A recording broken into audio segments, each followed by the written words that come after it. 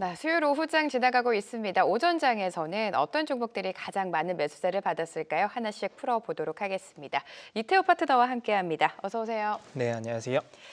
네, 적극적인 매수를 받고 있는 종목 만나보도록 하겠습니다. 하나씩 볼까요? 카카오랑 포스코 인터내셔널, SK 하이닉스, 신한지주, 하나비전까지 오늘은 그래도 좀 다채롭게 각각의 섹터에서 좀 올라온 것 같습니다. 카카오 말고 포스코 인터내셔널 보도록 할게요. 포스코 인터내셔널뿐만 아니라 최근 포스코 그룹 전반의 움직임을 보면 굉장히 좀 시세를 내주고 있습니다. 네. 그동안 주춤했다가 최근 들어서 계속해서 상승 추세를 이어가고 있는데 포스코 인터가 오늘 2%대 강세를 이어가고 있고요. 사실 2차 전지뿐만이 아니라 2차 전지 전반을 바라보는 시선이 보수적인 건 사실이에요. 네, 맞습니다. 지난 시간에도 말씀드렸다시피 2차 전지 섹터에 대한 관점 자체는 여전히 좀 회의적인 내용들이 좀 대부분 지배적이라고 볼 수 있는데 포스코 인터내셔널 같은 경우도 사실 지난해 주가 부진에 가장 크게 기인했던 것들이 글로벌 전기차 시장의 어떤 수요 둔화에 따른 소재 사업 부분에서 수익성 자체가 좀 부진했다라는 것이 가장 큰 요인인 것 같습니다. 거기에 더불어서 지난 4분기 영업이익 자체도 컨센서스보다 부진한 실적이 기록이 됐는데 이런 전기차 단에서의 문제뿐만 아니라 철강 업황 자체도 지난해 상당히 오랜 시간 동안 부진에 대한 흐름들을 면치 못하고 있었습니다. 그런 영향도 있었다라고 보시면 될 것 같고요. 그 다음에 발전소의 어떤 정기적인 보수에 따른 일회성 비용도 발생했던 부분, 그리고 영업 외 부분에서도 일회성 손상 차손 2천억 정도가 반영이 되면서 순이익 자체도 적자 전환을 기록을 했습니다. 그래서 포스코 인터내셔널 같은 경우에는 지난해 같은 경우는 주가 흐름 자체가 그렇게 매끄럽지 못했었는데 최근에 흐름을 보시게 되면은 포스코 인터내셔널뿐만 아니라 포스코 그룹주 중심의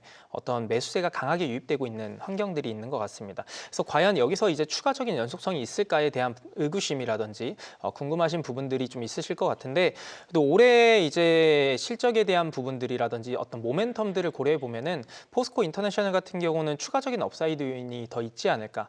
일단 기본적으로 2차 전지 업황 둔화라든지 작년 중순 정도에 또 포스코 인터내셔널이 어떤 개별 모멘텀에 의해서 급등했던 적이 있었습니다. 네. 대한고래 프로젝트 관련돼서 기대감을 반영하면서 주가가 올랐었는데 그런 부분들을 모두 다 이제 반납하면서 충분한 조정을 거친 시점이라고 보시면 될 것 같고 이 시점부터 어떤 모멘텀적인 요인들을 고려해 보면은 올해 일단 4분기에 호주 지역에서의 천연가스 증산 자체가 3배 정도 늘어날 거로 예측이 되고 있고요. 그리고 26년도 7월에 LNG 터미널 증설, 올해 이제 폴란드 구동 모터코아 신공장 완공이라든지 소재 부분에서의 연내 파뮤 정제 공장 가동들이 예정이 되어 있다 보니까 전반적으로 신사업에 대한 모멘텀들은 현재 이제 주가 조정이 충분히 이뤄진 구간에서는 긍정적으로 작용할 가능성이 높지 않을까 싶습니다.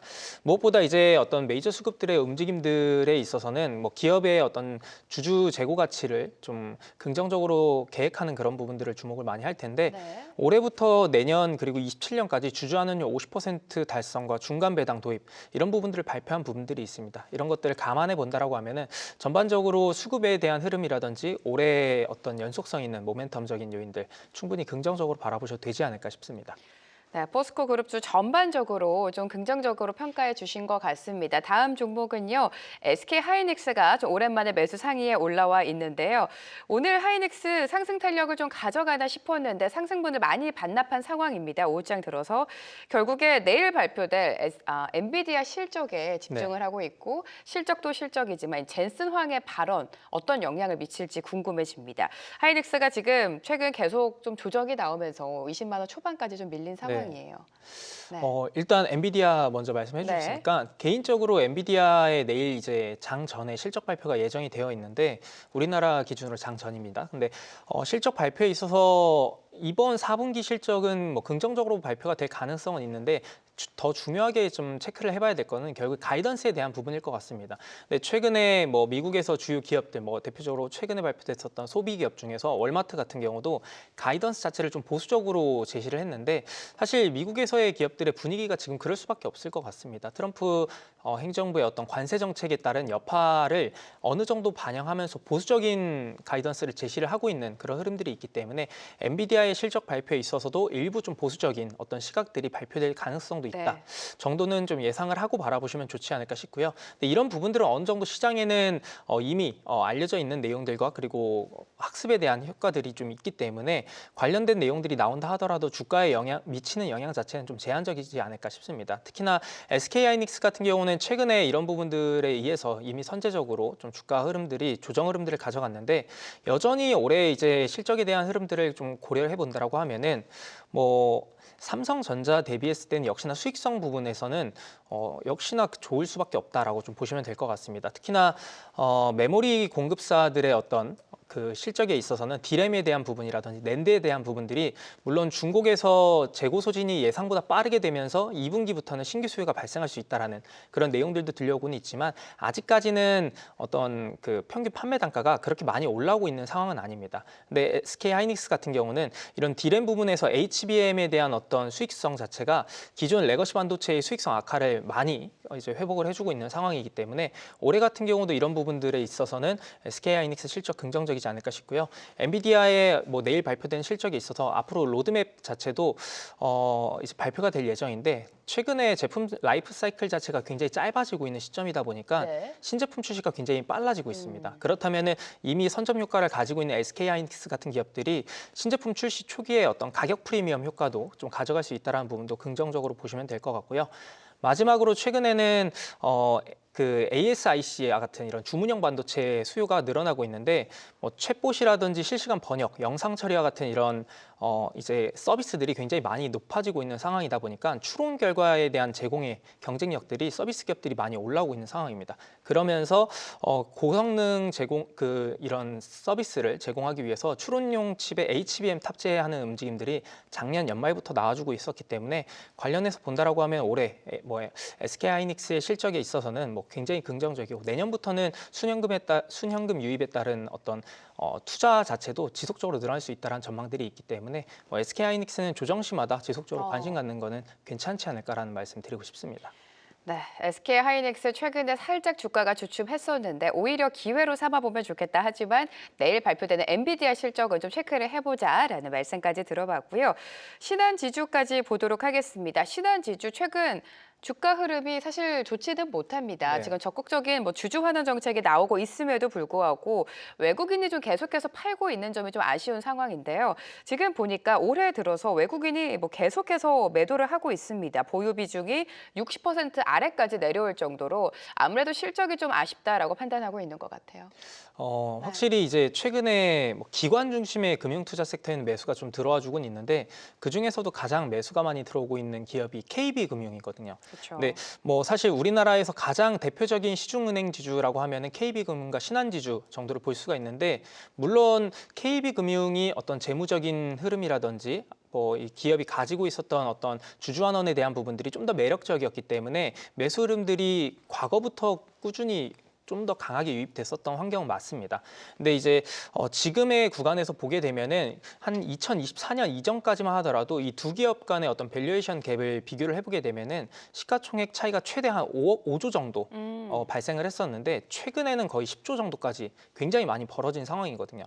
앞서 말씀드린 것처럼 KB금융의 메리트가 조금은 있다 하더라도 이렇게 이제 밸류에이션 갭이 크게 벌어진 국면은 사실 신한지주 입장에서는 좀 저가 매수에 대한 관점으로 접근을 해볼 수 있는 위치이지 않을까. 특히나 상반기에 업종 내에서 이 금융단에서는 가장 큰 규모의 자사주 매입과 소각을 좀 시행할 수 있는 기업이 신한지주라고 보시면 될 네. 것 같고요. 그러면서 이런 주주환원율 확대를 통한 어떤 주주가치 제고 이런 것들은 앞에서 말씀드린 것처럼 KB금융과의 이 밸류에이션 갭 자체가 너무 크게 벌어진 과도한 저평가 국면은 맞다라고 볼 수 있을 것 같습니다. 다만 앞서 이제 앵커님께서 말씀해주신 것처럼 지난해 이제 연간 기준으로의 실적 자체가 조금 생각했던 것보다는 좀 부진했다라고 좀 보실 수는 아쉬웠죠. 있는데 그래도 그 내면을 보게 되면은 굉장히 양호했다라고 좀 판단할 수 있을 것 같아요. 왜냐하면은 2023년 대비했을 때 연결 순이익 자체가 한 3.4% 증가를 했는데 과거에 최대 실적을 기록했던 구간이 2022년이었습니다. 연결 순이익 기준으로 6조 원 정도의 근접한 수치를 기록을 했었는데 작년도에도 거의 비슷한 수준이 기록이 됐었습니다. 근데 작년 한 해를 우리가 돌이켜 보면은 ELS에 대한 어떤 손실이라든지 증권 파생 상품 거래의 손실에 대한 부분들, 증권업종에 굉장히 대규모 비용이 발생했던 국면이 2024년이었습니다. 이런 것들을 감안하고 본다라고 하면은 생각보다 작년도는 과거 2022년도 때 발생했던 최대 실적과 거의 준하는 수준이 기록이 됐다 정도로 보시면서 나쁘지 않은 실적이었다라고 보시면 될 것 같고요. 올해 같은 경우는 그거보다 훨씬 더 긍정적일 수 있을 것 같습니다. 일단 시장에서의 예상은 작년보다 한 7에서 8% 정도는 순이익 자체가 증가되지 않을까 기대를 해볼 수가 있는데 앞서 말씀드린 것처럼 어떤 파생 상품 거래의 손실에 대한 부분이라든지 ELS 관련 손실에 대한 부분들 이런 일회성 대규모 비용들이 작년도에 이미 소멸이 됐기 때문에 기저효과가 상당히 적지는 않을 것이다라고 보시면 될 것 같습니다. 무엇보다 마지막으로 어떤 메이저 수급들이 굉장히 또 중요하게 체크해보는 주주환원에 대한 부분들 총액 자체가 올해 한 2조 정도 수준으로 하반기에 자사주 소각과 이제 매입에 대한 부분들 증가를 할 수 있다는 부분까지 고려해 본다라고 하면은 신한지주 같은 경우는 최근 KB금융과 같은 어떤 상승 흐름들을 조금 더 연속성 있게 중장기적인 관점에서 바라보셔도 되지 않을까라는 의견을 드리고 싶습니다. 네, 단기적인 시각보다는 그래도 좀 긴 호흡으로 신한지주 보자라는 말씀해 봤고요. 오늘 이태호 파트너가 가지고 오신 종목도 만나보도록 하겠습니다. 포스코 인터내셔널 앞서서 매수상이 올라왔기 때문에 저희가 다뤄봤고요. 이수 스페셜티 케미컬 그리고 이마트까지 들고 오셨는데 시청자분들의 픽은 이수 스페셜티 케미컬이었습니다. 2차 전지에 대한 이야기 최근에 굉장히 좀 자주 하는 것 같습니다. 그만큼 2차 전지 전반적으로 바닥을 좀 다지고 지금 반등 추세로 좀 올라오고 있는 네. 양상인데 2차 전지 관련해서 이태호 파트너님께서 전고체 배터리 이쪽을 좀 봐야 된다. 여러 번 말씀해 주셨어요. 네, 맞습니다. 네. 여전히 그 의견은 네. 동일한데 일단은 아마 자동차 단에서의 어떤 수요 자체가 회복이 좀 많이 안 되고 있습니다. 어제 또 특히나 테슬라가 주가가 8% 이상 하락을 했는데 그렇죠. 중국에서 FSD와 관련해서 추가적인 업데이트 소프트웨어 출시한다 이런 얘기도 나와주고 유럽 내에서 전체 전기차 판매량은 증가됐지만 테슬라의 판매량 자체는 30% 이상 좀 급감했다라는 소식들이 주가에 영향을 많이 미치고 있는 상황입니다. 그만큼 주요 플레이어인 이 테슬라의 어떤 판매량 자체가 떨어지고 있다라는 것은 2차 전지 섹터에 있어서도 전방 산업 그렇게 매끄럽지는 못한 상황이 이어지고 있다라고 보시면 될 것 같고요. 최근에 BMW라든지 GM과 같은 경우도 여전히 재고 소진 자체가 이르면 상반기에 마무리될 수는 있겠지만 그 또한 지나봐야지 알 수 있다라는 전망들이 대다수입니다. 네. 그래서 2차 전지의 전체적인 흐름은 역시나 최근에 다음 주에 예정되어 있죠. 인터배터리 행사 전후로 해서 어떤 단발성 매수 흐름들이 이어지고 있으면서 주가는 올라오고 있지만 큰 흐름상에서는 여전히 좀 회의적인 시각을 좀 바라봐야 되지 않을까. 근데 다만 2차 전지 섹터 안에서 뭔가 개별적인 이제 업사이드 요인들이 있는 섹터를 체크를 해본다라고 하면은 역시나 전고체 배터리 단이 될 수밖에 없을 것 같습니다. 2차 전지 섹터에서 이제 전기차를 제외하고 뭔가 추가적인 성장 동력을 찾는다라고 하면은 로봇이라든지 아니면은 UAM이라든지 우주항공과 같은 이런 이제 조금 더 모빌리티와 관련된 혁신 산업에서 좀 모멘텀을 찾을 필요가 있는데 그런 것들에 있어서는 가장 이제 유망하다라고 볼 수 있는 건 차세대 배터리, 전고체 전지이지 않을까 싶습니다. 그래서 이수 스페셜티 케미칼 자체도 역시나 전고체 전지 영역에 있어서는 우리나라뿐만 아니라 아시아권, 미국 그리고 유럽의 각각 이제 양산 일정이라든지 투자 일정들이 점차 구체화되고 있다라는 내용들이 나와주고 있기 때문에 한번 주목을 해보시면 좋을 것 같고요.